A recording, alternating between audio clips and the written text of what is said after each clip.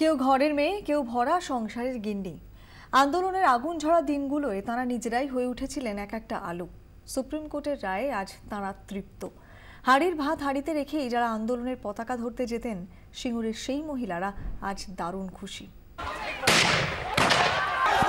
যে রাধে সে আন্দোলনের পতাকাও বয়ে নিয়ে চলে, মাটিতে পড়ে গিয়েও আবার উঠে দাঁড়াতে পারে। দেখিয়েছে নন্দীগ্রাম, দেখিয়েছিল সিঙ্গুরও। আমরা পড়ে গেছি, তার সত্ত্বেও সেই লাঠি দিয়ে পেটাতে পেটাতে আমাদের জেলে পর্যন্ত পড়েছে। বাপরে মার, আমার কোনোদিন ভারী ভাত খেতে দেয় রে। ভারীর ভাত খাইতে বলছিল, ছেলে বউ সব তাড়িয়ে দিয়েছিল, বাড়িতে উদ্বাস্ত করেছে। ঘরকন্যা, গোয়াল, হিসেল সামলে আন্দোলনে সামিল হওয়া, প্রতিবাদের সামনের সারিতে নির্ভয়া হয়ে দাঁড়ানো, চারটিখানি কথা কোথাও বাকি আমাদের রাখে নেই। যেখানে যা গেছি আন্দোলন, সেইখান থেকেই আমাদের কাঁদানি গ্যাস ছুড়ে এখান যে মনে করো টাকাটির গাদা ফাদা পুড়িয়ে দিচ্ছে, খড়ের গাদা ধরিয়ে দিচ্ছে, এইভাবে অবস্থা করেছে। সুপ্রিম কোর্টের রায়ে জয়ের নিশান উড়িয়ে দিয়েছে গ্রামে। সিঙ্গুরের বাতাসেও এদিন ধ্বনিত হলো নারী শক্তির জয়গান। সবার চোখ সকাল থেকে এই টিভির পর্দায় ছিল, আর যেই রায় ঘোষণা হলো সঙ্গে সঙ্গে বাঁধ ভাঙা উচ্ছ্বাস।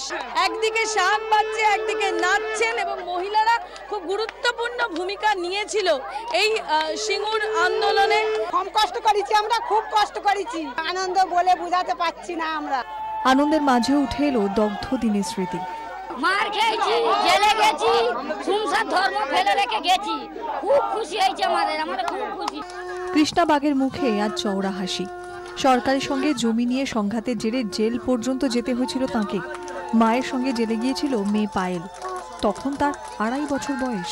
একটা সময় এসেছে আমরা আমাদের হাড়ির ভাত হাড়িতেই রয়ে গেছে, খেতে পারিনি। এমনকি গ্রাম থেকেও চলে গেছি আমরা দিন 15, বাড়িতে থাকতে পারিনি, এত অত্যাচার। আজকে প্রচুর আনন্দ হচ্ছে, প্রচুর, এর কোনো ভাষা নেই। 10 বছর পর এমন দিন দেখতে পেয়ে খুশি সেদিনের 2.5 বছরের মেয়েটাও। সেদিন আমাকে জেলে যেতে হয়েছিল শুধু জমির জন্য, আর আজকে জমিটা ফেরত দিয়ে দিয়েছে, আনন্দ হবে না? তবু আনন্দের মাঝেও বাজে বিষাদের সুর।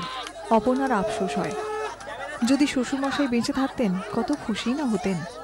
টাটার কারখানার জন্য জমি চলে যাওয়া মেনে নিতে পারেননি হারাধন বাগ।